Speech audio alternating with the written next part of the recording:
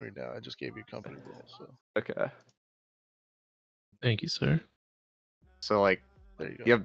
you have like CDR kind of base builds. So that's basically you just go for max refreshing, like 25 focus, like those kind of things. And this is usually where I'd say like a flail kind of is mostly involved. IGVG can be played this way, depending on region it's played this way.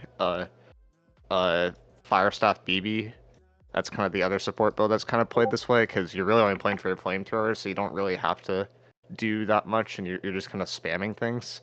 And then the other main way that you can play it's for timings, so that's like SNS, basically.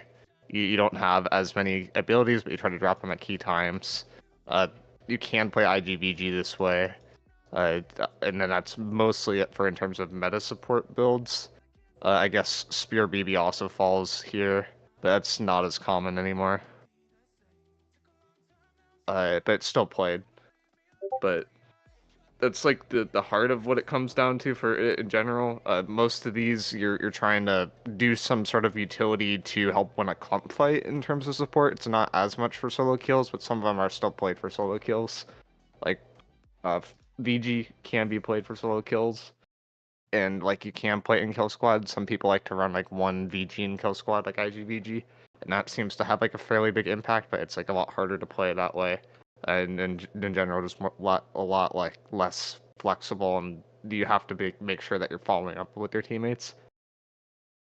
In terms of like how you like usually want to play it, the easy way to play it is you just shadow one guy. So if I have a bruiser, uh, and this is my bruiser in yellow, then I kind of just want to play on his shoulder, and that's usually how you could play like most builds. Identifying who you want to play on top of is kind of a personal decision.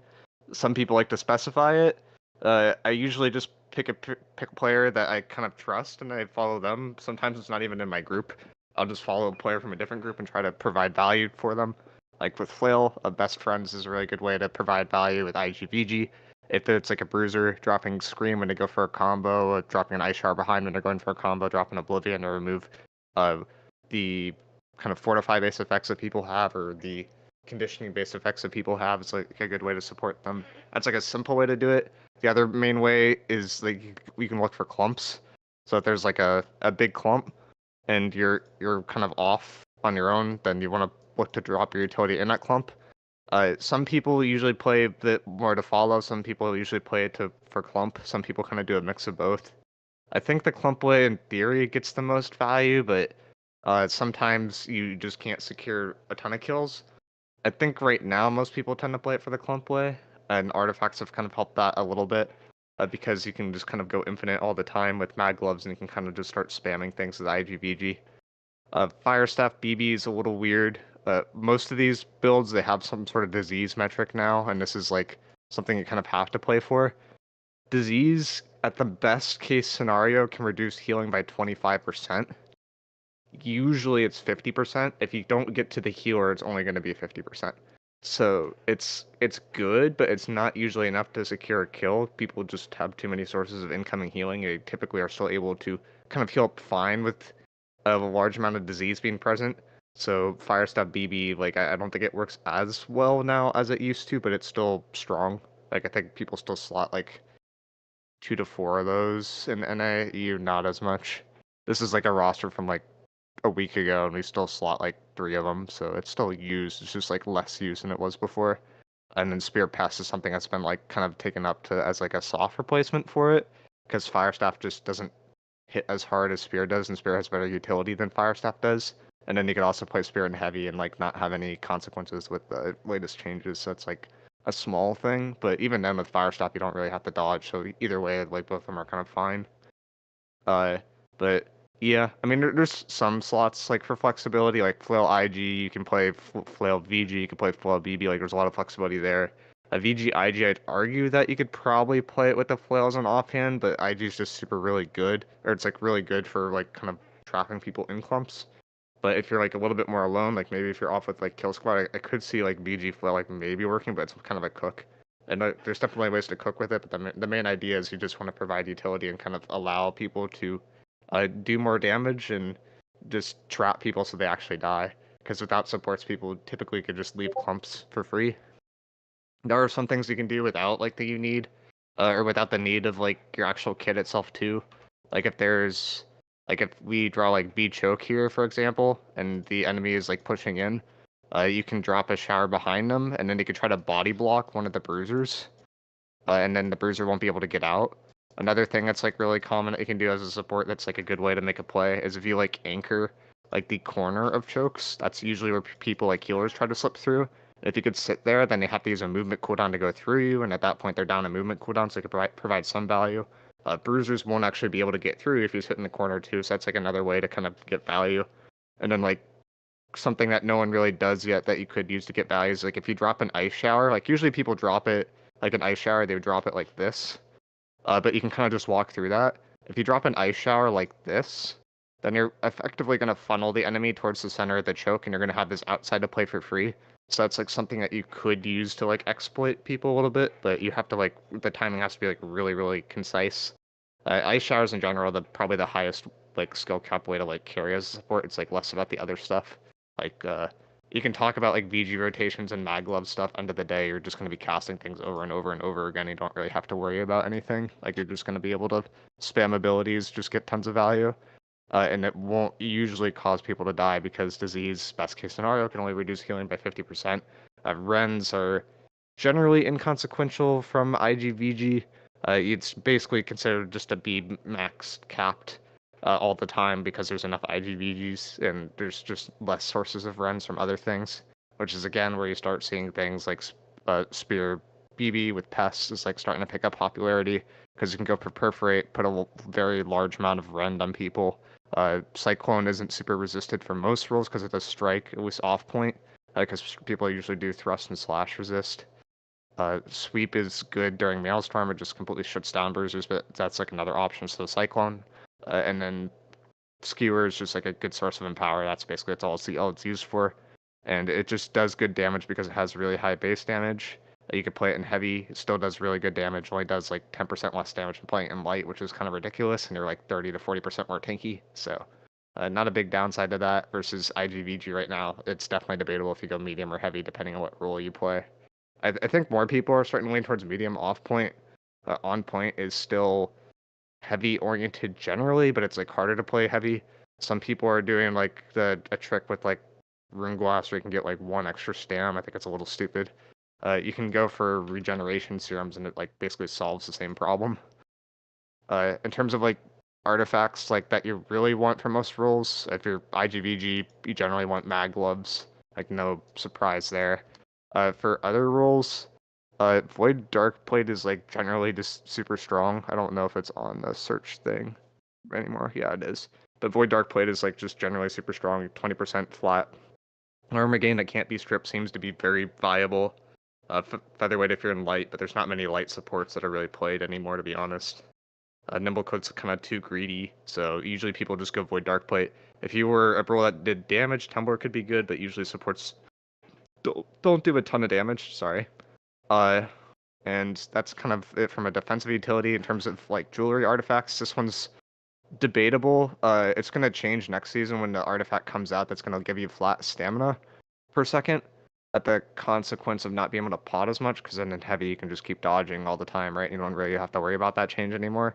And I don't know if the devs really thought about that, but that's gonna be probably meta when that comes out. Otherwise, Endless Thirst is like picking up popularity, especially if you're a support, because usually supports are not what your main source of healing wants to go to.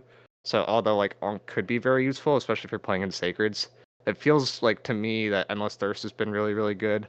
Ankh inherently got nerfed recently because they moved the Ankh passive, like the heal multiplier, to be in a bucket that's super contested with a bunch of other things. So it's not 25% healing anymore, it's closer to 10 to 15%. And Divine's also worth about 10 to 15%. So if you really want to like cheese the game, you just go Endless Thirst, and then you go like the Ankh artifact, but without the actual Ankh perk for your amulet, and you're kind of just chilling. But that's like the other kind of way to just kind of be very survivable. Blood Drinker seems viable because the Ghoul's Harmony works off of AoEs and doesn't really get reduced at all. So that's like another way to get value, like off of VG in particular, because if you're going infinite with orbs and you're going to be getting a lot of heals from Ghoul's Harmony, you don't really care about losing a ton of damage. IGVG, off the top of my head, greedy way to run it's 350, 50, 200 with 350 int. The way that seems safer is you do the same amount of int, the same amount of con, and 50 to 100 focus, depending on how your mana management is. That one's like pretty self-explanatory, I think. Flail, if you're in OPR somewhere where there's like less people on point in a war, then 350 focus feels good to me.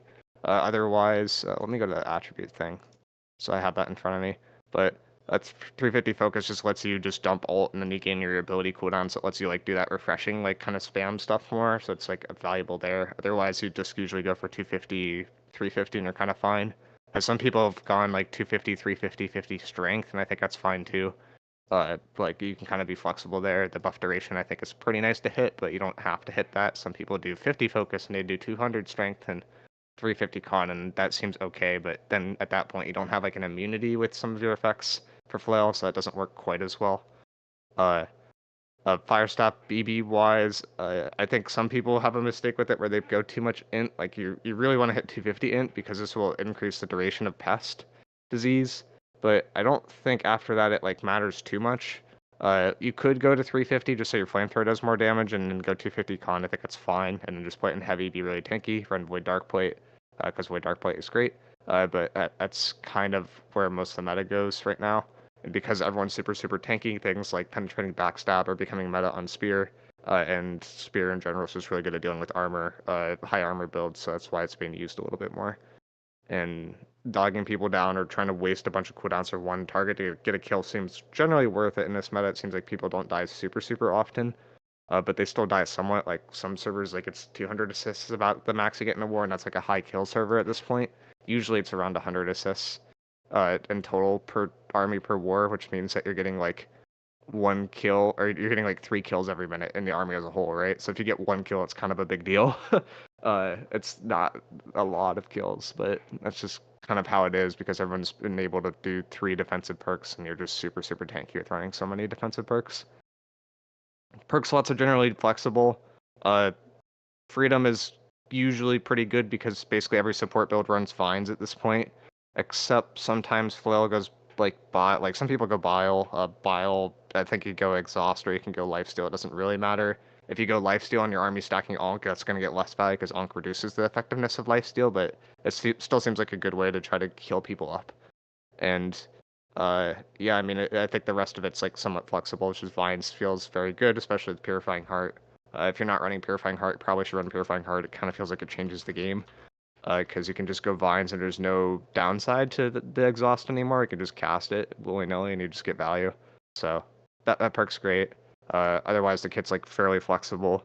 Medium usually want 4 freedom, heavy you want 3 freedom, or the freedom artifact. But most people don't get the freedom artifact for builds. It's used for a few, but not very many. Like flail, it's viable, but that's like the only one that comes to mind off the top of my head. Otherwise, people are pretty much just going Void Dark Plate and heavy. At Tumblr, medium if you're actually trying to do damage. Otherwise, it's kind of flexible. But most people that are going medium are like IGVG, so they're just going to go Mad Gloves anyway, so it doesn't really matter. And then you can either play for this like CDR based setup or you could play a defensive setup. I would argue that in medium you probably want to play a defensive setup. Maybe unless you're like really not taking damage. It really comes down to the VOD. Like I've seen IGVGs like just not being hit at all. My words, IGVGs are the prime target because everyone knows that they're running Mad Gloves, so they don't have Void Dark Plate and they're easier to kill. Those guys need to figure out a way to live usually, and you have to kind of cure accordingly. But some players are able to create space and like do things with Ice Shower, and just from that alone, they're just able to live because Ice Shower can just create pockets for you free. If you have an Ice Shower, make sure you're playing for Refreshing Frost because Refreshing Frost is kind of goated.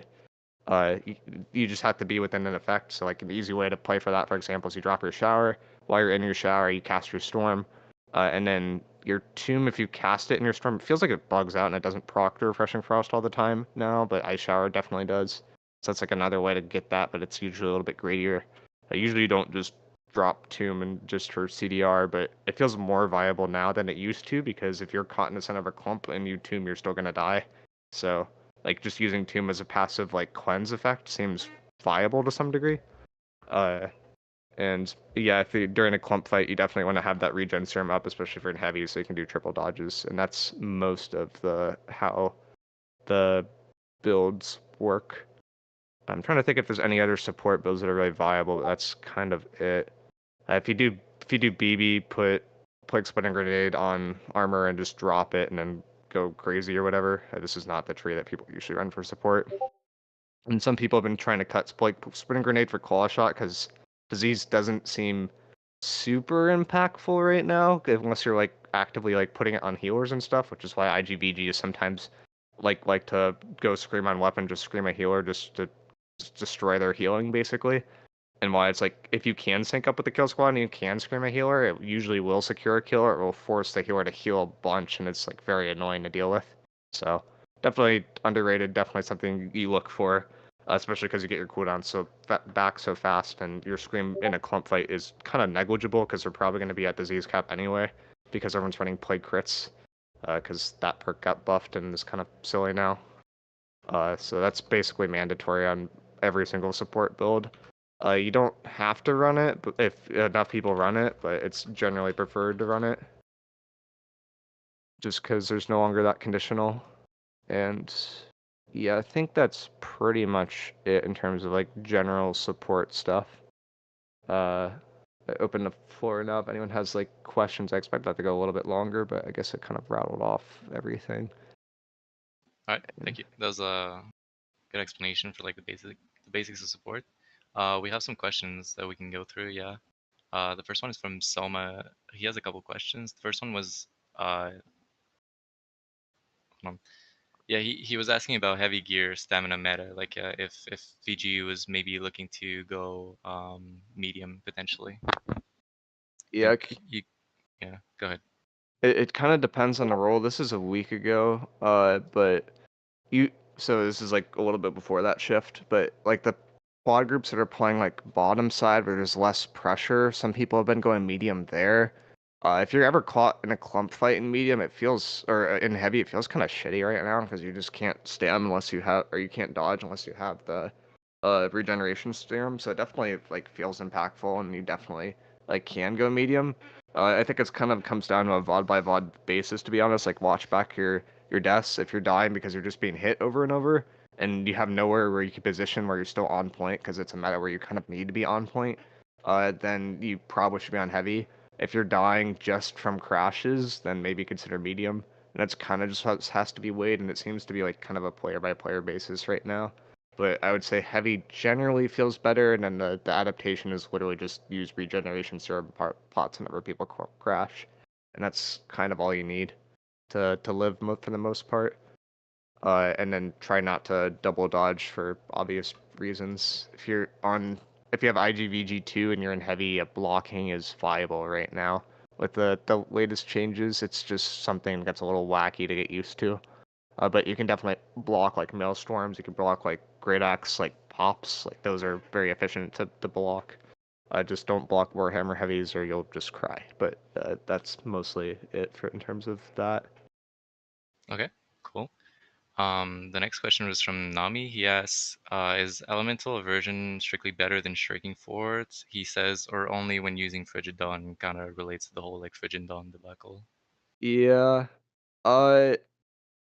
It's technically the best gear in the game from a math standpoint is Primal gear, but it can't be upgraded, and it has Shirking Fort and Elemental Aversion. It is better than Frigid Dawn for basically every single support build. Uh, it's better also for Kill Squad technically than Frigid Dawn if you have the uptime for Shirking Fort. It's just the uptime for Shirking Fort's kind of debatable. And I think during Boltcaster meta it was a solid thing to go, but now Boltcaster is not really being used until the bug is fixed, and then we'll see where it stands. But I think it's somewhat flexible. If you have like 2 defensive perks as a support, like that's usually about the most you can get, right? Because you're probably going for refreshing or freedom as the last slot. And in those cases, health is definitely not the best option. Usually, what people are tending to prefer is you go elemental aversion with shirking. Elemental aversion with conditioning, usually slash conditioning. So you do like 3 slash, and then you do like 5 Ellie or Shirking Fort, debatable, comes down to VODs.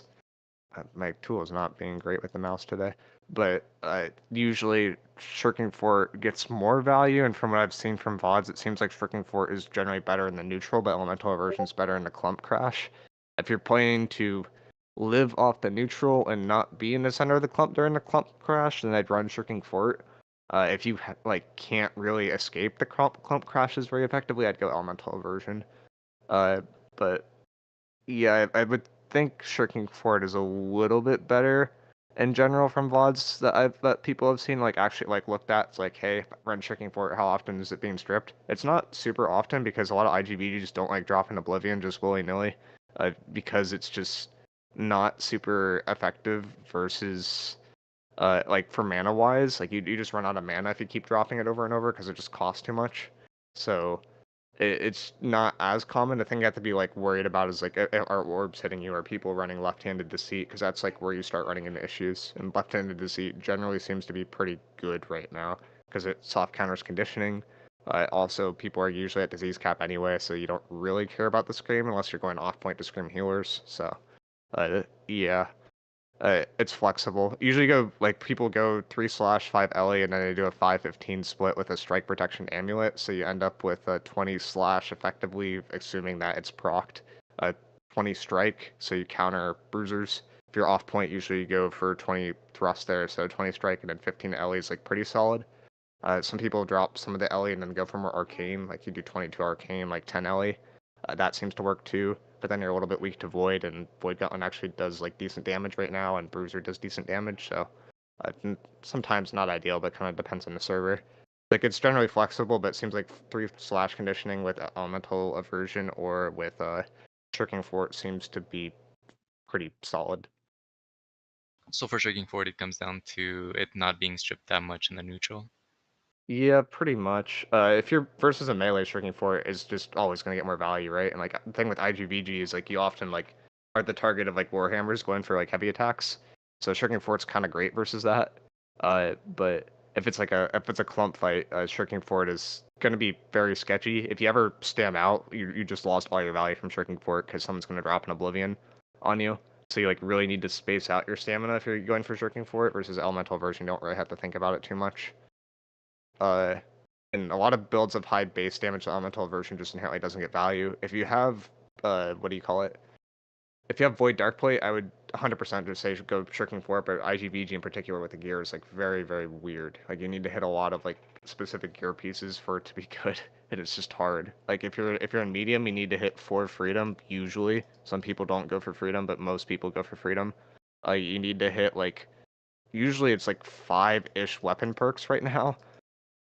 Which you put 2 on weapons, so it's a little bit easier. Most people are trying to hit 4 refreshing. You put 2 on jewelry, so it's a little bit easier. But if you're on endless thirst and you put 1 on jewelry, so then you have to put more on your armor, which is a little harder. And you just don't end up with a lot of slots to go for last protections. Last protection setup. If you only have 1 perk slot, the best perk slot usually to go is Shirking Fort, but then your gem split will change. But it won't be the one that I just said, because you need to have more physical resistance, and you're gonna have to sacrifice your elemental for your physical at that point, like what EU typically does. Which this is kind of weird, but you go for 15 to 20 physical. That's what they do in EU because there's actually thrust players on point at this point, and there's strike, so you have to mitigate everything. And then they do an arcane protection amulet, and they do fire pots or void pots. Void pots just because grab stuff, VG stuff, and fire isn't meta on EU, but that's another way to kind of kit it out. It's a little bit different and a little bit more tailored towards physical setups. But yeah, you just in general need type resistance to what's actually hitting you. So Okay, cool. Just to elaborate on that really quickly, you say protection amulet. Do you mean on Ankh, or are you running endless thirst or blood drinker setup? On both, people have been running on Ankh and not doing stam recovery for a bit. It is weird. Some people run it and immediately are like, oh my god, I didn't notice any change. And then some people run it and it's like, okay, I'm dying way more now. If you're kind of a player that's in the center of a clump fight, it feels very awkward sometimes because there'll be a crash that's going off and if you don't have the stam, you will die. And that's just another spot where Ankh maybe loses value and you can go for a strike protection, stam recovery, health, amulet, and that can save you in those spots because you can go for a triple dodge, and to stam out and to triple dodge. and then that's usually enough to be able to live, and your healer should be able to get a single target onto you, because you will be buying like 2 to 4 seconds or something like that, which is plenty of time during a comp crash to be healed. So, flexible. To be honest, in general, right now, I'm not the biggest fan of Onk, but Onk from a mathematical standpoint, if you're being healed, is very good. Just as a support, you're usually not the main source of heals. So. Okay, cool. Next question is also by Nami. He asks, is there any additional crit chance needed outside of mag gauntlets and skill tree, like on the ring or VG? In my opinion, no. There are some people that I've seen clips that have argued that if you crit one more time, then you wouldn't have a problem. To the people that like you have a problem with like not going infinite, if you have teardrop, I would just run that and your problems will go away, and run that with Onk, because you can't run teardrop with endless for obvious reasons, and this will only drop your gear score by 5, so it's not like a big sacrifice. So that's like kind of a better middle ground than going for a Keen. Keen inherently just doesn't get value with mag gauntlets. I forget what's a void gauntlet crit chance, like 7% or something like that. Like it's tiny, 8%. So you have 8% plus 50, so it'd be 58%. And then there's also crit built into the VG that I'm not even talking about here. And if you were to add like, what is it for like keen awareness 7? If you were to add 7 to that, that's like effectively like no change, right? Like if I do 65 over 58, so you're gonna crit like 12% more time. Like, does that really? Or sorry, not 12%. It's gonna be like 1.1% more. Or 1 point. Wait, no, what am I doing math wrong? No, no, it is just 12% more. No, yeah, you Uh, have it. yeah, it's just not very effective. Like Oh. compared to other things, where if it's only a 12% like increase, like that's very minimal. Like you're slotting a perk slot for a 12% increase for crit, like you're probably gonna be critting anyway. Like you can maybe do it, but like in general, I don't think it's worth it. Okay, cool. Next question was by Mensky. He had a couple questions. I'm going to start with this one. It's kind of general. He asked about positioning around bruisers around clumps. You kind of talked about it already a little bit, like how you want to be on the hip of your bruisers and stuff. Just if you wanted to add anything else. The biggest mistake that people have is they prioritize the VG stuff over the IG stuff when that happens. The ice shower is 100% more important, and that's what actually will secure you the kill. If you want to play for VG first, like when you're supporting a bruiser, you have to be able to body block the charge out, which is hard. And if you body block the charge out, the bruiser will die, but that's like during a crash. But there's times where you like want to be behind your bruiser, and there's times where you want to be in front. Usually when your bruiser is about to go in for a crash, you try to play on the opposite side of the bruiser, so you trap people in and force them to be against the bruiser's damage. So that's like the only other like kind of weird thing where you kind of swing at a certain point. Like if you're that's not a great. I'm trying to do like dots, so I don't have to draw stick figures. But if you're like the yellow dot here, that's not yellow. If you're the yellow dot here at a certain point, like you're gonna have to like move in front and then drop an ice shower behind so that you can get a kill on someone that the bruiser's going for. So, and Okay. that timing's a little tricky, but it's usually like when the bruiser goes for a grab. Yep, that makes sense. For his next question, and I assume this will be a straight yes or no answer, regen serums versus regen potions. If you're in heavy, it's not a debate. If you're in medium, I guess it's technically a debate, but just the ability to give yourself flat stam is just insane. Like it's like I think you just always go regen serums in my opinion, and that stam will usually save you more than the regen pot. But if your healer has 12 deaths per war, maybe you consider the regen pot. But Yeah. Okay. There's been a lot of hype around fortifying those with the recent buff. Do you think it's good / mandatory on VGIG or maybe even point flow? No, it's weird. Let me bring up Endless actually, because Endless has it, and Endless is a good example for it. It's weird because it's a buff and a nerf, right? Because if this effect's getting stripped, you won't be able to apply it for 10 seconds. If the effect's not being stripped, then it's strictly a buff. So if you're like off point, it's a buff, but usually if you're like on point, which basically every support build is on or very close to point, it's sort of a nerf. But it's still it's still good. Like it's something that it's like if you can get it, it's great to get it. Like that's the equivalent of having like what 4 or 5 like shirking forward or something like that. Like that's insane, but I don't think it's like something that you have to force. Okay, cool. Sorry, I'm going for the next question here. There were a couple of questions about medium VGIG. You already answered that. I think a lot of people are curious about that. Yeah, it's just basically comes down to do you need the extra dodge or do you not need the extra dodge? And most people, you don't have to triple dodge in most situations. Usually as an IGVG, you want to be going for a dodge into a hop into a dodge anyway. So you Yeah. dodge, hop, dodge, like that's usually the best way to do it. And at that point, it wouldn't help you at all because you'll generate enough stam between your next dodge where you'll be able to dodge again. So. Okay. Mensky was asking, how many flails do you think fit in a roster and in which spots?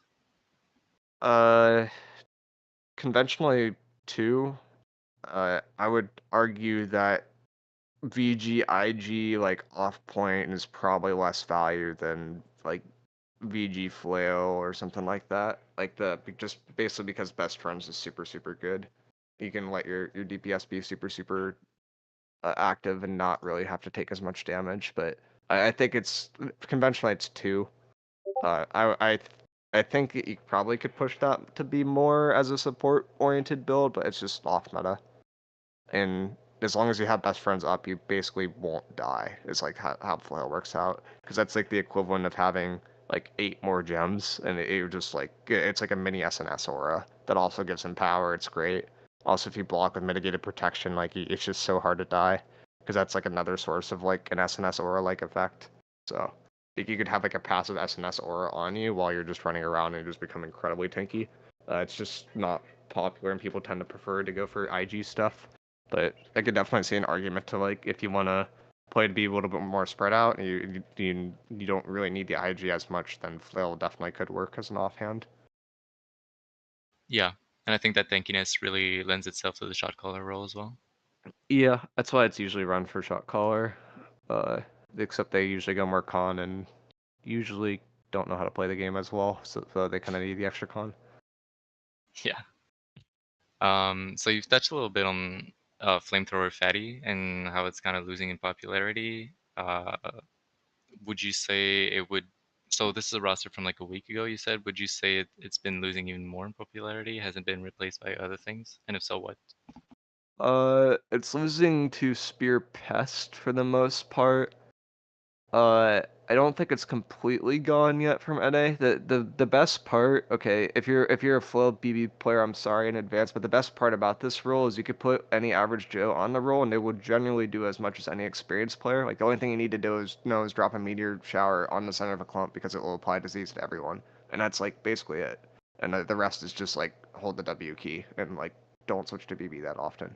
But uh, like I still think it's very good for that specific reason because there's usually not 50 good 50 like top tier quality I could play any like super advanced build and do very well on it players. It's like very high skill floor. Like you can uh it just starts off to get lots of value. I just think like end game when min max it tends to lose a little bit more value just because it doesn't have like the that some other builds have because BB just doesn't do damage unfortunately.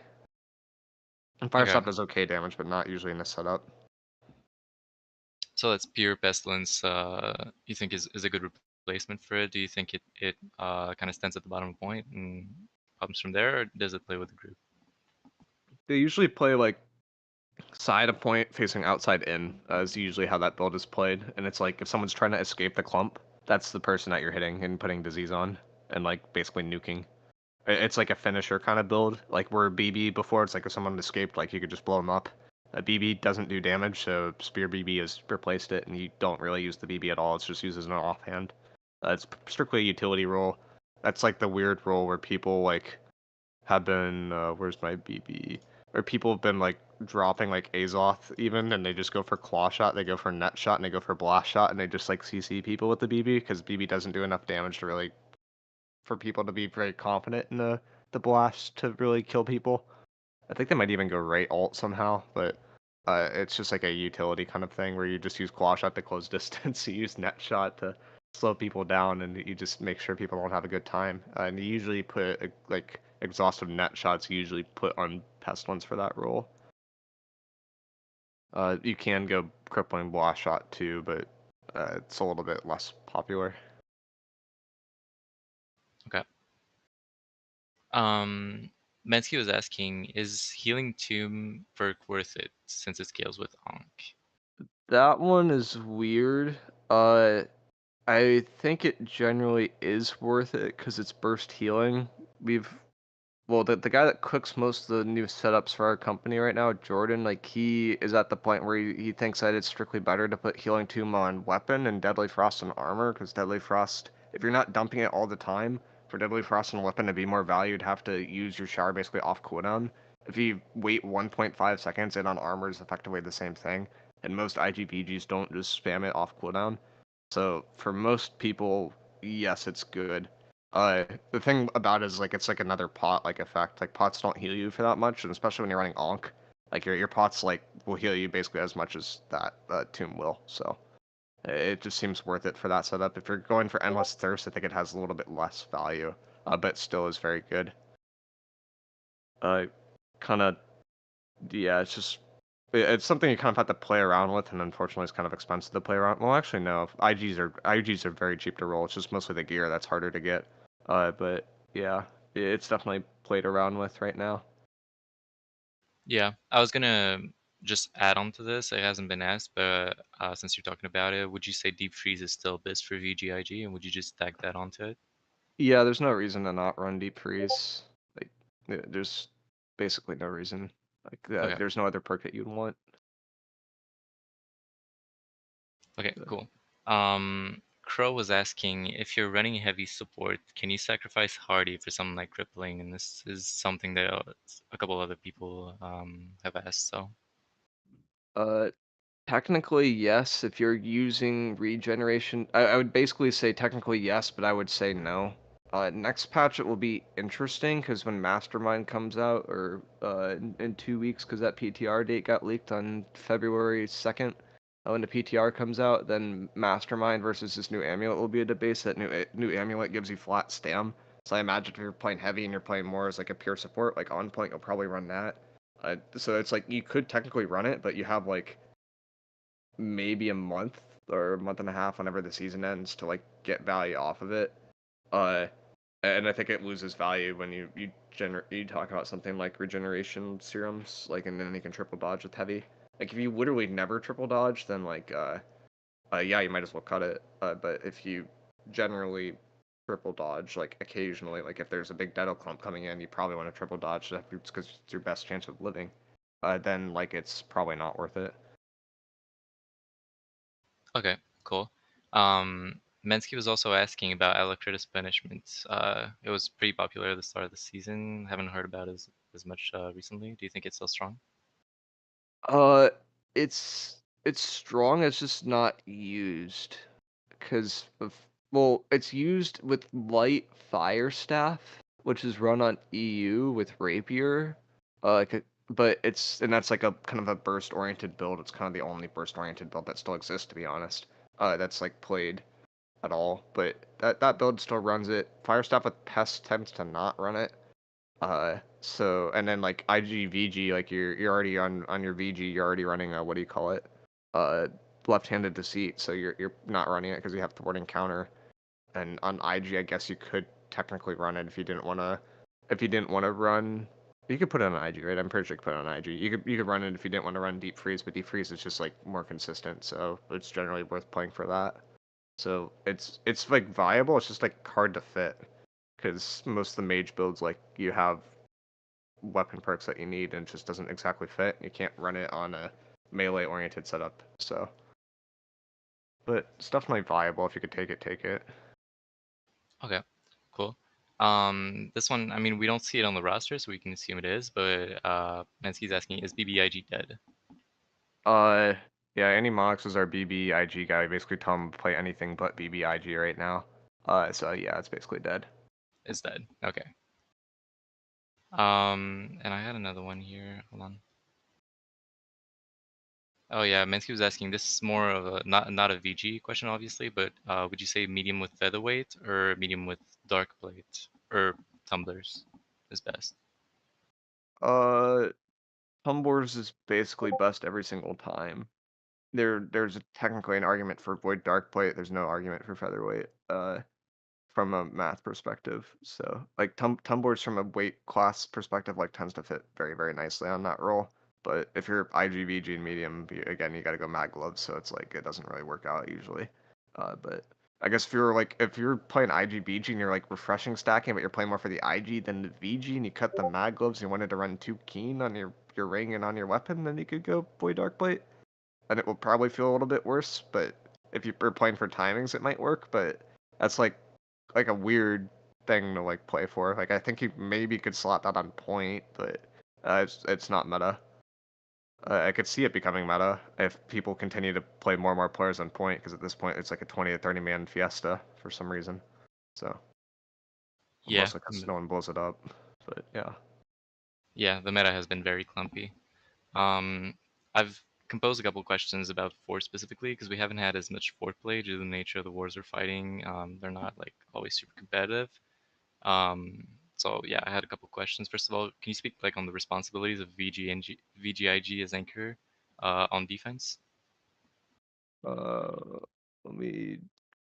What is the war IO something? Rayplan.io. Yeah. Uh, Yeah, I mean, your role as an IGVG for the most part is to anchor a gate. Like you want one or two people that are anchoring each gate. Even on point, I would argue it's very important to have an IGVG anchoring like the B gate, just so people don't flood in, and then you just have your quads flex to point. I have a well, I probably shouldn't show that. It's still like one of Cephal's raid plans from a bit ago, because I was playing on a different server and the guy showed the raid plan at one point. But they do like one group here that's a sort of a flex group that can go to B or can go to side, and then they do one to two anchors on each gate, and that tends to work out pretty well. But you need to have an anchor here, you need to have an anchor here, you need to have an anchor here. And usually on B, you want to push up as much as you can without getting blown up. The further you get pushed back, the easier their push in will be. So yeah, you kind of need to have an IGBG anchor that. Okay. Like you could drop your shower and then leave and cast your BG stuff and then go back, but you kind of need to play there to some extent. Okay. Cool. And for the attacking side, on a breach, what would you say is like your main priorities as you get into the fort as a VG? Would you like to maybe blow up the gate, the drop your vines, everything, or are you running the point ASAP to ticket? Uh, Running the point ASAP but dropping a shower behind. Usually, that's kind of a thing where you try to like if this is the choke or something like that, you try to run on the side of the choke, which is why I said the body block that on defense. You get behind them, you drop a shower, and then you play through your shower with your VG stuff, but you're still on point if you're on B gate. If you're on the side gate, you kind of just drop a shower and you run to B, and you kind of ignore the side fight at this point. Like no one really fights for side gates that much anymore, because the tick on B just ticks super fast in fort compared to outside. So it's just usually better to play for the point. Okay, cool. So you get in and try to take the point ASAP. Do you are you like full stepping, or are you trying to like wait for the caller to tell you to step on? As a side gate anchor, I mean, as a point VG, I assume you're going to be stepping the whole time. Yeah, it's like where the meta before was you're off for the most part, and then you would step on. I would say the meta right now is you're on and then you step off kind of thing. Like if you're not on, like it's super scary if you could be on B but you're not actually on the B point. Like you can just lose wars in under 30 seconds. Like that's how fast a fast tick can win a war, and that's not enough time for a respawn. So it's like it's better to like trade your life and be on the point than it is to be off a point at a certain point, which also means that healers are literally playing hide and go seek and finding like the most random spot possible to heal from, and it's painful, and you can't really help them too much. So, but yeah, it's like healers are literally just trying to survive as best as they can. To be honest, like no one's really appealing for healers because it's kind of impossible, and that's a very easy way to lose a war too. But there's just too many people on point. Like you just can't afford to do it. And kill squads usually trying to trade healers because it's more efficient to trade healers than it is to actually peel for your own healers. So it's kind of a nightmare. Uh, but yeah, as a healer, if you are risky and you want to take a shortcut, if you cut through the center point, you will probably lose whoever is chasing you. But that is like super risky. But you can do it with a stone form. Okay, cool. Less regarding Ford. This one was a general question. Well, no, it is Ford actually. Sorry. Styles was asking, do Fire Staff BB, because we still thought some, do they swap to IG in Fort? I've seen it in VODs, and for the most part, it looked like it hit like a wet noodle, but there were a few times they got kills. I would argue it would probably be better to swap Spear over the IG. Like, if you go Spear BB, I think that would probably contest people a little bit more as good as IG is. But it's debatable. Like on a back 8, you kind of need a shower, so I could see like an argument to go IGBB if you're like a natural BB player. Just know that you basically won't do any damage. But it's just kind of is what it is. It's Okay. yeah, there's not a great solution to it. Yeah. I think that's mostly it for the support questions. We did have a more general question. Patley was asking, for bruisers, what does a Bis earring look like, do you think? uh, I I guess the argument would probably be you go for fortifying toast stuff. Let's see, I pull up gear sets because I have a few set up here, I think. And I can go through the earring perks a little faster here. Okay, not with Onk. Or not with Teardrop, that's the only problem. Let me pick one that did not have Teardrop, sorry. Do any of my gear sets not have Teardrop? This one doesn't have Teardrop. This is one that I was cooking on a little bit. It's like refreshing toast, and theory is like decent. Fortifying toast regenerating, and refreshing toast is debatable. It's like a flexible way to go. To be honest, I think I'm at the point right now where if if everyone ran Teardrop with Ankh, they'd probably be better off. Like you kind of don't know what you're missing until you run it, but it's so much CDR. Refreshing Ward is so good. The problem is if you don't have it, it's like the worst thing to farm in a game right now, because you need 3,000 old B&B materia, and the only way to get that is by salvaging cannon heart runes, and those give you 30 per. Uh, so if you don't have it, like, don't try to get it. But if you have it, it's great. And then if you don't have it, then something like this is viable. Like Okay. the old B&B gives you the new materia for some reason. It doesn't give you the old materia if you do the 700 or the 625 version or whatever. Yeah, classic New World. You said refreshing tail is debatable. Can you expand on that a little bit? Like, would you replace it with another perk that you think is stronger right now? Yeah, it comes down to like the same argument as Deadly Frost. It's like how often are you actually popping your pot off cooldown, and it usually is not super often. So it's like usually there's a perk there that probably could get more value. Refreshing's fairly popular. But if you are popping your pots like off cooldown, like for bruisers specifically, if you're doing it a detonate crash, like immediately, I think this saves you like 2 to 3 seconds off your cleanse pot, which to me sounds minor. To some people sounds like a lot. So it just depends who you are. Other noteworthy thing, if you run Endless Thirst, that doesn't increase the cooldown of cleanse pot. So some people haven't realized that and they're like, "Why are you running Endless Thirst?" It's like it literally it's just good for healing. So, but for Bruiser, Ankh is usually better. Okay, cool. And this one's kind of I'm kind of bringing it back to Mecrow for a second. You were talking about how VGs in this meta will tend to be stepping more as a default and then stepping off if they need to. We're seeing a lot of crashes, a lot of Dedo crashes. How do you go about, staying on the point as much as you can while avoiding those You, crashes? you leave when that happens. You have to see it coming, and Yeah, Ice Shower, as cursed as the new movement is, feels like really good for dropping the shower and holding the S key. Like you move very far backwards at the same time. Like I don't really know why, so that's like a good way to live those. But uh yeah, just drop your shower, get out. When they get stuck in because you just dropped your shower, that's when you crash. So it's like you can play a counter crash almost if you play it correctly. And you can force them to counter crash because they're not ticking because you're on the point. So that's kind of the gambit right now. The problem is that doesn't work at all if the outside's losing. So like last row we literally got rolled because if this was point, like our outside control was like this. So every time that Supple would crash on the outside, we just get wiped because there's no way for us to back out and there's no support. But If you aren't losing that hard, then stepping point is usually pretty strong. And I don't know what you do in this situation yet. I have not really figured it out. Right, very much outside in meta. Would you say you play point, right? But as for quad VGs, would you say they should be like trying to win that outside actively, or is that, passive point tick just stronger? Uh, Passive point tick is definitely stronger in fort. Outside of fort, it's like very important to win that setup, but like you only have so much utility. Like it feels like you almost need to do something on point to force a mistake, but it's like it just depends how bad you're losing the outside, and it comes down to like that like space control thing. Like if this is the point, and your team is like backed up to like here, like you probably shouldn't be forcing a point completely. You probably should be like trying to circle back out over here, drop a shower behind, maybe throw in a scream, like help a little bit. But it feels like from the point you can make plays on the outside versus from the outside it's a little bit harder to make plays on the point because they aren't passively ticking. So it's like I think it's just a little bit flipped compared to what it used to be.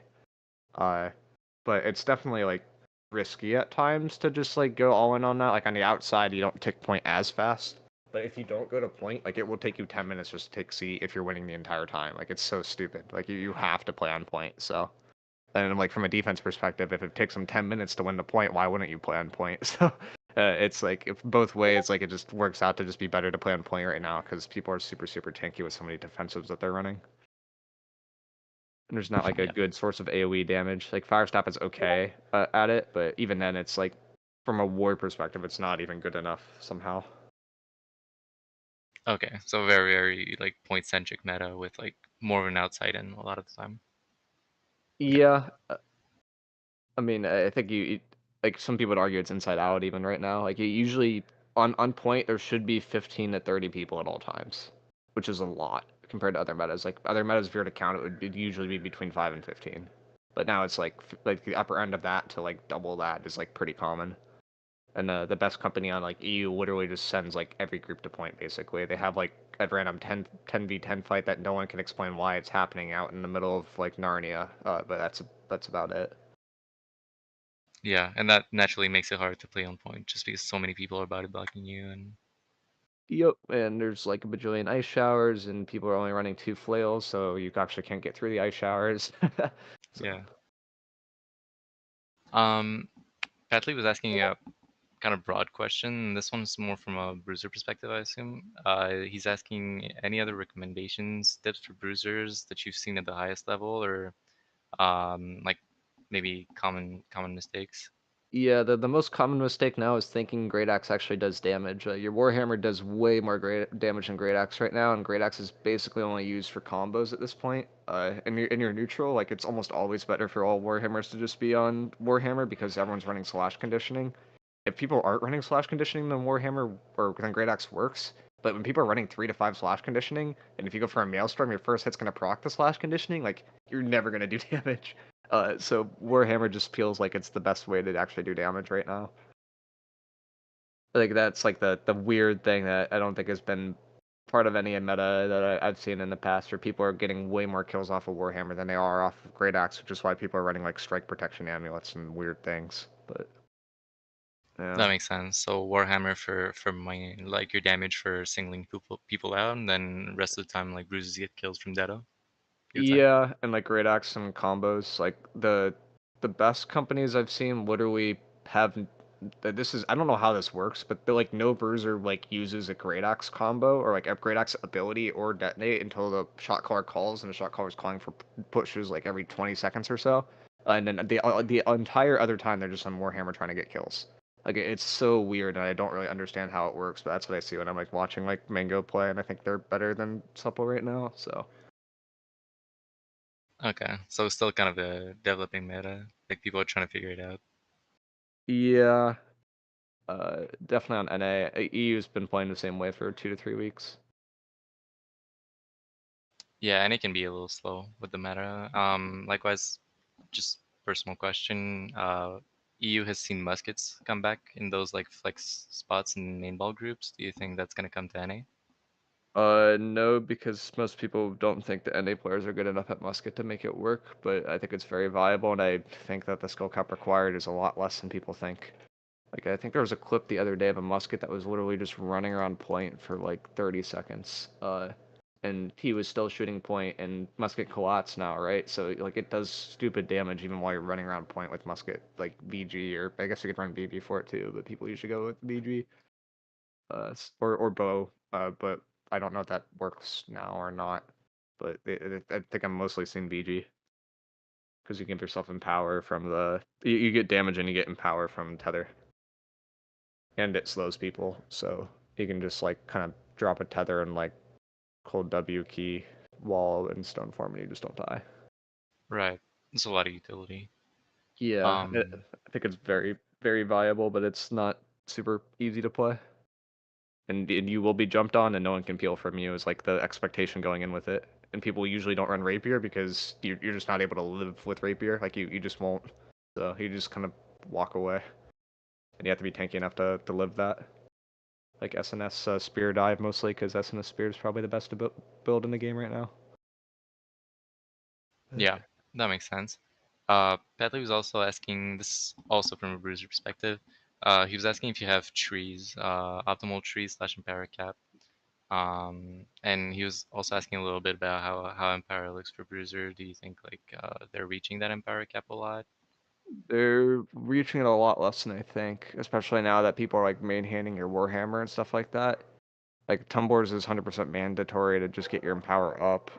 I know some people have been playing like off meta stuff on West and have even gone for Champions Amulet on Bruiser, and they do like way more damage than a traditional Bruiser does, which means that they're not consistently at empower cap. And the other thing too is you want to get over empower cap because weaken is so common right now. So like I think that that's the kind of the thing that people aren't really thinking about as much, and like definitely could be played to a little bit better. Like I could definitely see an argument like if you're actually on your Great Axe like and you don't have a cleanse pot up, then it's probably better to go for a regular amber at this point because you're just not on Great Axe very often, or not Ramber, sorry, Jasper.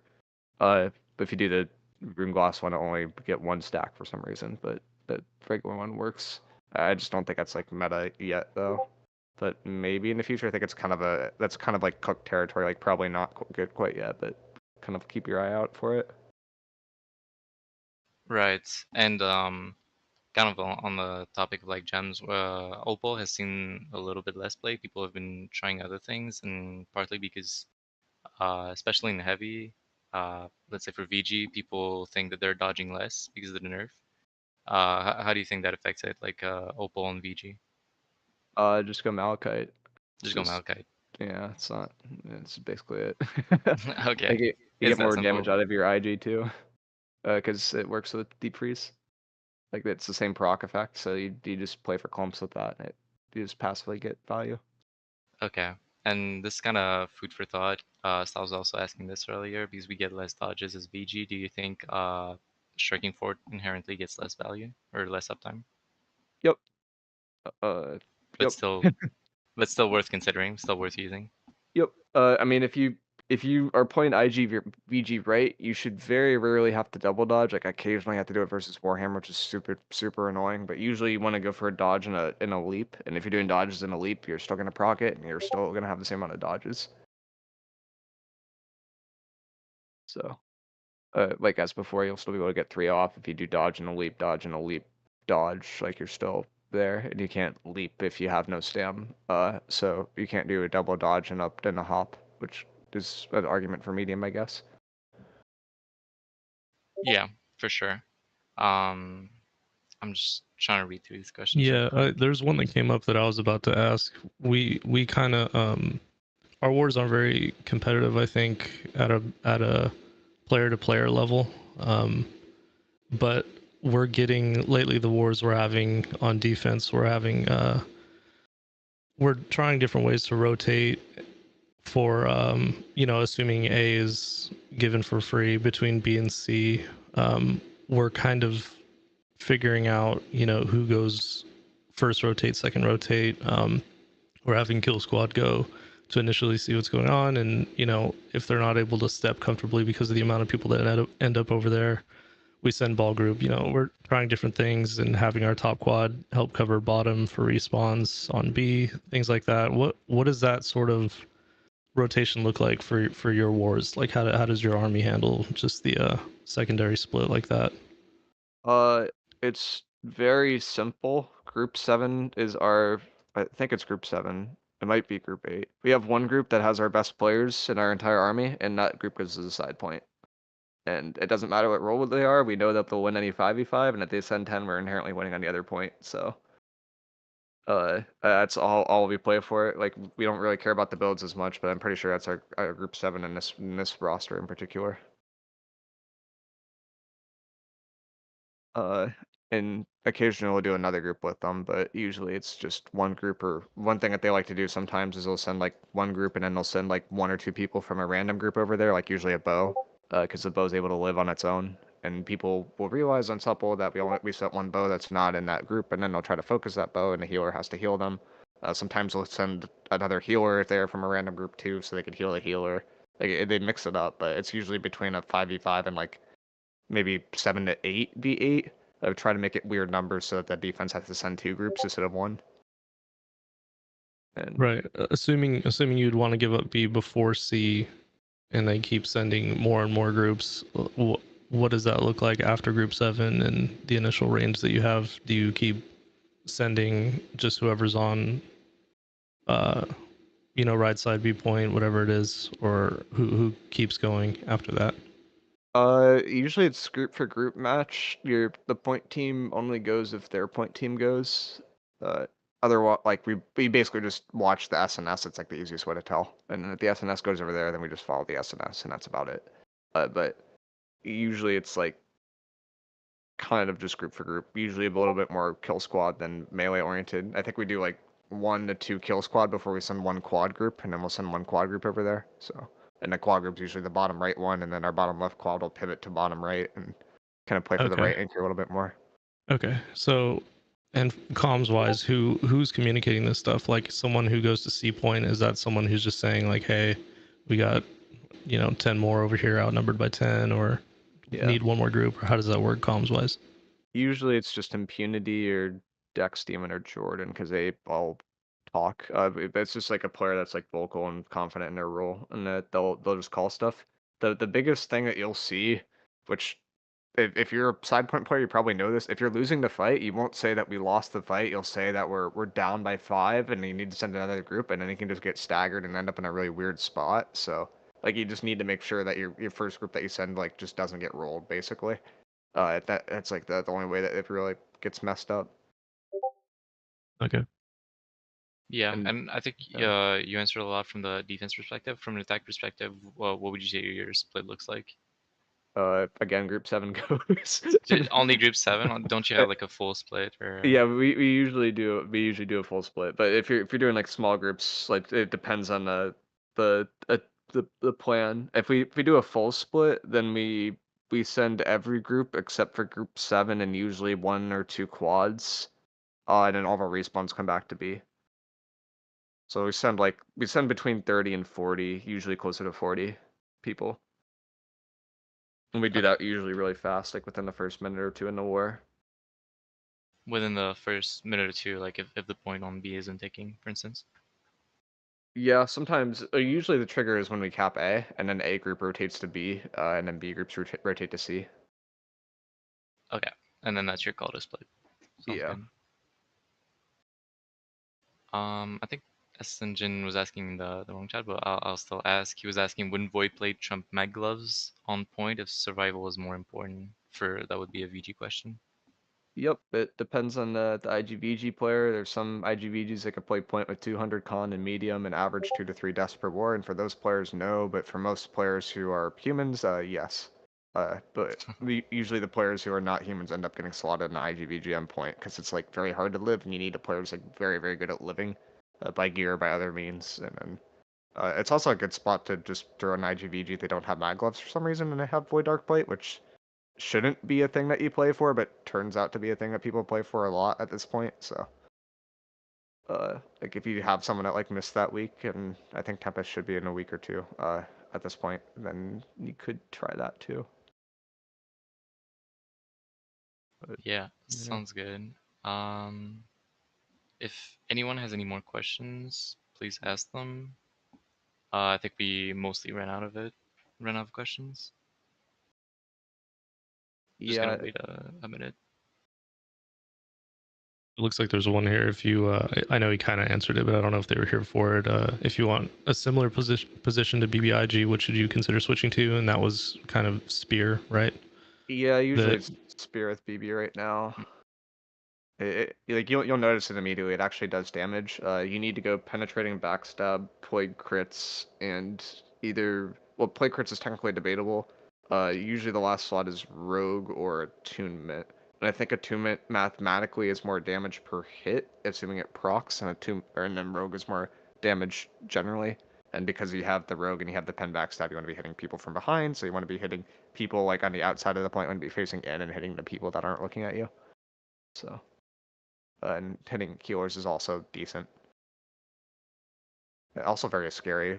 Most healers, for example, like if you go Cyclone with that, which is debatable if you go for Cyclone, do you go for Sweep? Some people, actually, I think the meta thing for that now, because people don't run Scorpion Sting as much. People do run Scorpion Sting. From my understanding, they have one spear to put Scorpion Sting for one spear that doesn't have Scorpion Sting.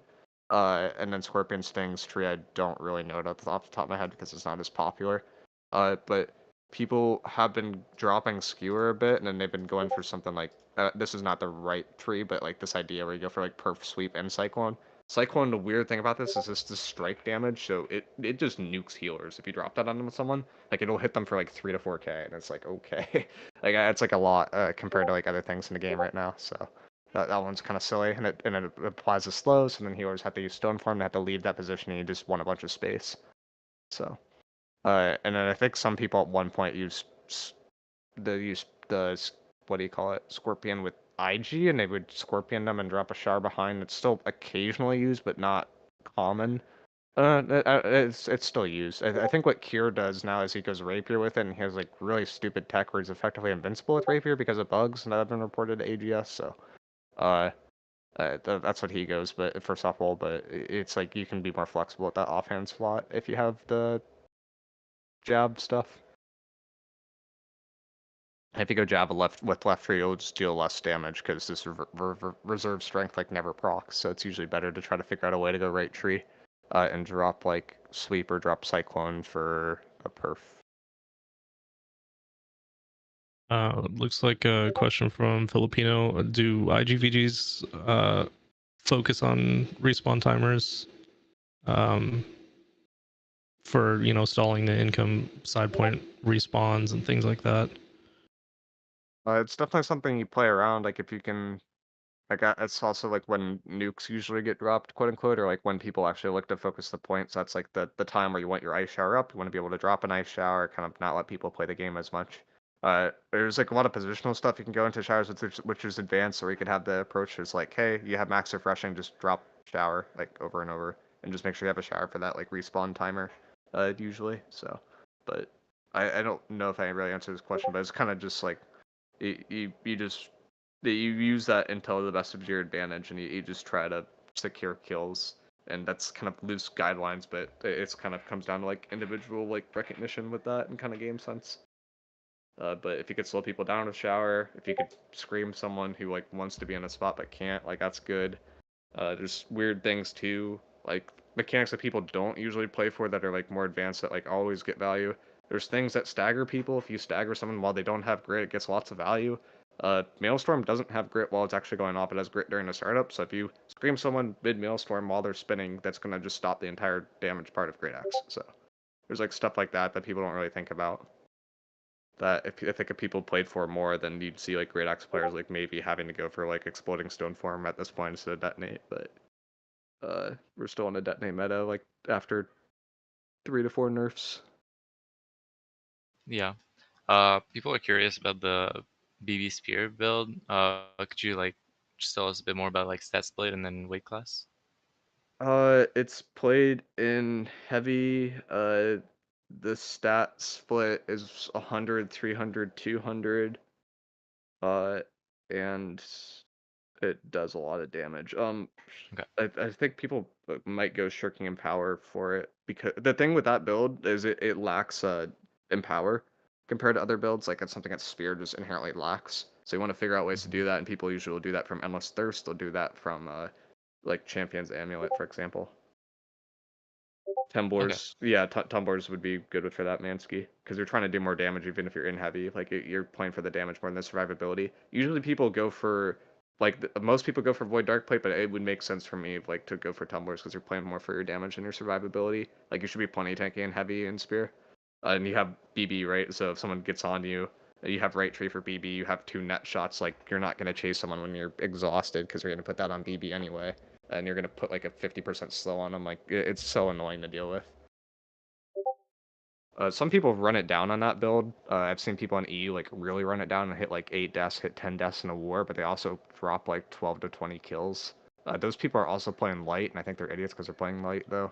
You probably could play in a medium, but if you're in spear, like heavy is just good because of evasive maneuvers and integrated crits. Like you just don't have the problem that any other class has. So, and if you're hitting in power cap enough, then you probably can go void dark plate over the tumbler feet wraps. But tumbler feet wraps are just good. Usually for that build, people go for shirking heals. And then the last perk is if you have the super advanced gear, you have the primal gear, then you have elemental aversion. Otherwise, you go for conditioning. And I don't really know what the stat split is, but it's probably something really quirky towards whatever build is meta at the moment that's actively killing you, which is basically just physical stuff at this point. So. Like, there's not really a good source of elemental damage. I guess fire, technically, but for that role. But and no one's Yeah. running. And I guess bows technically have so they have some sort of gem in there, so you won't sound elemental. Yeah, all bows are splitting, but with Boltcaster disabled, you can kind Yeah, of it just could go be generate more the elemental. creative. But the BB spear hits very hard. Like that's a very hard hitting build. The main thing with it is it's just like it pierces armor, and everyone's like running armor. Is the idea. Okay. VG had Mensky had 2 other questions. First one's kind of interesting. VG Flail, is Maglev still the play on point?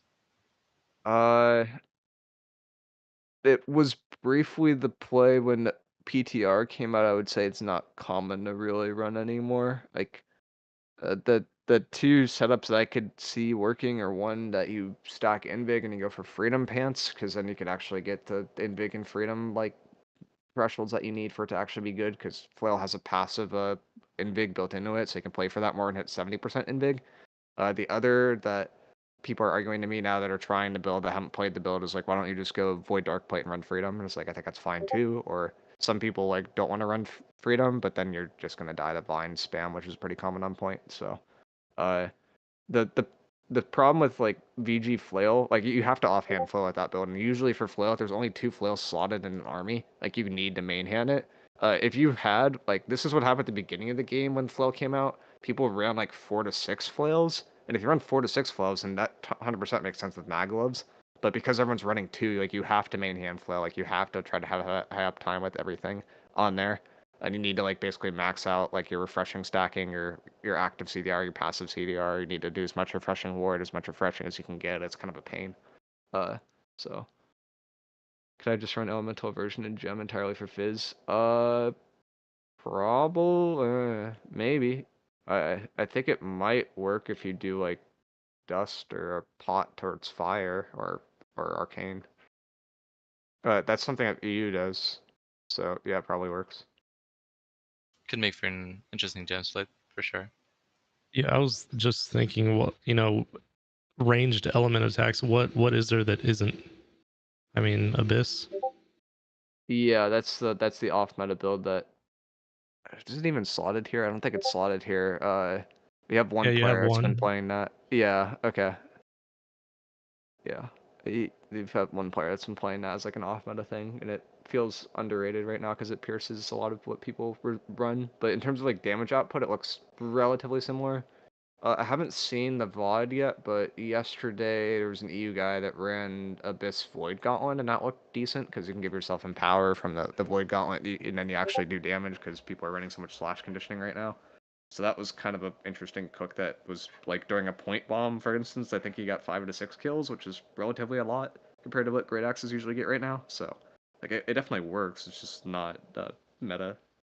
So other than Abyss, Elemental version covers pretty much everything else, right? Yep. Unless someone was to slot a conversion gem in their melee weapon, that's not really something anyone does. Yeah, you'd have to, because of the gem nerf that they did, because everyone kind of overreacted to it, to be honest, that you would have to have 25% more physical gems than like elemental gems roughly for that to be worth it, and that's just never the case. Also, if you have any like dot thing, it just won't do damage, which is frustrating, but that's the same bug with Boltcaster that I'm hoping gets fixed and probably won't get fixed, and I'm gonna have to make another bug report and be mad, but oh well. Yeah, that's how it goes. First was asking a healer question. I don't know if you can see it. Do you think it's good to drop Healing Breeze, and something on Earring to get refreshing on both and get more defensive perks on healer? And also Uh, maybe a bit on that, like Healing Breeze versus Purifying Heart on healer. yeah, I don't completely understand the healing stuff. From which I probably should because I play Flail and that's like a debatable thing to run. I just run refreshing in that slot and I don't really have a slot for it. But uh, healing breeze, from what I understand or what I've been told, which I have not tested, so is probably false considering what usually happens, is that the cooldown is per target, not necessarily on yourself. So it's actually decent. The purify thing will work on clap. Your clap is already basically a full heal, so I feel like you don't need to play for that more. So I would think that Breeze would be better if you're going to run it. And then Refreshing is debated versus Breeze pretty actively. And people go either way. It's good for Beacon. Okay, cool. I think we're kind of wrapping up these questions. If anyone has any last questions, just put them in the chat. But It's the cooldown on a recipient. Okay, yeah, then it sounds like it would be good for Beacon healers. Then yeah, I don't know. that's interesting if that's the case. So some healers go like healers tend to go either way, and that's something that people like fight over. But yeah, A hot it, topic, yeah. yeah, it's also a good source of ult charge technically. So, but healers at a weird point where like people are casting stone form just for the CDR and like aren't using it for the stone form factor as much. So, and Yeah, you'll just get especially your AoE ult back in like healers. 10 seconds. Yeah, especially if you're a beacon healer, I imagine. But most like Yeah, you clap. charge all pretty fast, yeah. Yeah.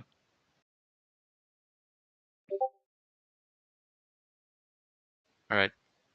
Uh, yeah, that's a good question from Frisk too. What do you say is more common stat split for healers? Is it like 200, 250 con, 300 con? Usually it's 350, 250, and the thing is like every healer has to agree to the same split, or one healer will override every other healer's heals, which usually AoE healers just ignore that rule and they just go more focus anyway, but Yeah. most healers I think it's 350, 250. Okay. Cool. Because of the like the heart rune thing is actually super useful to play for. Like you can go like on a point dive, you can go clap and a clap, for example, and that's just absolutely ridiculous. Like clapping when an engage happens is like super impactful, and why clap is super used right now because it just heals so much. Yeah, you get insane claps right now, like 7k plus. I think I've seen 15. 15k, Jesus. Yeah, that's nuts. Messy ass, bruises and void dark plate, tumblers, freedom. You already mentioned tumblers. It's just It's pretty much just tumblers. If you're yeah. medium and you want to do some damage to tumblers, if you're heavy, it's debatable. It depends if you're specking more for damage or survivability or Do like you think there's a utility. place for a heavy bruiser in current meta? Uh, I mean, yeah, but I think it's less arguable than last meta. Because Bruiser is a class that tends to dodge more. But if you are being hit a lot, like I could see the argument to like running on point still. I just don't think it's like super common. But Yeah. Uh, got one yeah, in this chat here from Batman that's interesting. Are you guys' comms split just in your 5 mans and everyone listening to main, or is there BB comms going on still or anything like that? BB's extinct. But Okay. people have whispers set up to whisper other channels to have other groups help them at certain times. And if someone like forgets to join that, sometimes like a kill squad member will main comm for a group to rotate with them to a certain spot. So that communication exists, but they're in separate comms for the most part. Like it's more of a hey, we need to all be in this location right now, rather than hey, we need 10 people to hit the same target right now. But we also lack in kills, and our kill squad lost the last war. Although they said they were outnumbered, but usually when a kill squad says they're outnumbered, that means they just got diffed from what I've seen, and then they just get staggered over time. So, but I haven't watched the VODs yet, so I don't know. Yeah. And a lot of those comms come down to using like TeamSpeak appropriately. We're using Canary, so we kind of lose out on some of those comms. Yeah, that's why TeamSpeak is leveraged. It's just because you can do the weird whispers to like certain groups and stuff over other stuff. Along with there's less latency technically, but like it's minimal. So Yeah, Canary works usually for the most part. for sure. All right. I think we'd be ready to wrap this up probably. Yeah. Yeah. If you wanted to add any comments, I know you've already said a lot and you had your presentation at the start where you covered a lot. If you think you've forgot anything or want to like emphasize something in particular for like, because we've had some new VGs come into the company recently. If you have any like anything you want to emphasize for new VGs that are starting to roll. Uh, yeah, I mean, it comes down to any game you play pretty much, but it really is as simple as get kills, don't die, and usually the don't dying part is more important than getting kills, especially for supports. So if you can drop your deaths from 5 to 2, and you have similar utility, usually you just do it. So it's just stuff like that is like kind of where I think people kind of get confused. You end up with like IGBGs that are running like 350 in, like trying to be ultra greedy and have like 5 to 6 deaths per war, and then you'll see someone that has like 200 in and has more damage in them because they're alive the entire time, and it's like, yeah, if you're alive, you do damage like it. So like you can push your limits definitely, but like if you're over like 5 to 6 deaths per war at IGBG, something's wrong with how you're playing. Uh, so like pretty much with any meta. It might be that you're like you can't like as much as like we're saying like step to point. Like there's times where you have to break those rules, and you kind of learn that as you play. Like, hey, if I step to point here, I'm gonna die, and if I die, we're gonna lose value, so I can't step to point. But it's definitely better to like be more aggressive and tone it back than the other way around. Uh, so and the fast tick is usually more scary than people dying right now. But yeah, that's mostly it from like a high level perspective. It's just try to figure out ways to secure kills and trap people with Ice Shower, do stuff with Vines, stagger people with Scream. Like, you can be more advanced with that, but end of the day, it just comes down to the same thing. Yeah, comes down to the same thing. Just don't die, pretty much. Yep. Don't die and kill them. Uh, I, I want to ask this one, even though I said we were wrapping it up. Mansky said he's running 200 int, 100 con, 100 focus, and 300 con. Do you think that's a good split? I like that split, and Jordan's trying that split next war on point. He's our main IGVG cook, so Do, yeah, do it's a you think good that's a split. point split, or does it Mostly a belong in point quads as split. well? If you're in a quad, I think you can do 250 int, because then your dots will last longer on your brand effects, which is actually like decent util. But if you're on point, then like you probably mostly want to live and play for the ice showers more. And the Right. Rens is like pretty consistent, so you don't like have to like get too creative with them. Okay. So Cool, it's cool, cool. debated. Yeah, it's debated, and I mean, if Jordan's still testing it, then Yeah. we'll see, or No, you'll see, I yeah, the suppose. 100 focus. Some people go 50 focus, and then they just use right click sometimes, and that works too. But it's also debated. Like there's Right. preferences with a lot of that stuff that it doesn't really matter. Like, Yeah, but there's definitely some flexibility to the role, and it comes down to individual player, I think you'd say. yep, you just play it whatever feels better for you. All right, sounds good. Well, we'll wrap it up here. Thanks for coming. Really appreciate it. I think we all learned a lot. We have a lot of new VGs that wanted to, do this kind of type of thing to bring us all to speed. So, really appreciate you taking the time. Yeah, no problem. If you guys have any questions, DMs are always open, except to Mansky. Those are closed. Just kidding. All right. Yeah, or you can catch him at TTV/Micro. Oh yeah, there's your chance, Micro. I have one last question. Mecrow. Is there a flail build guide or something I could check out somewhere from you?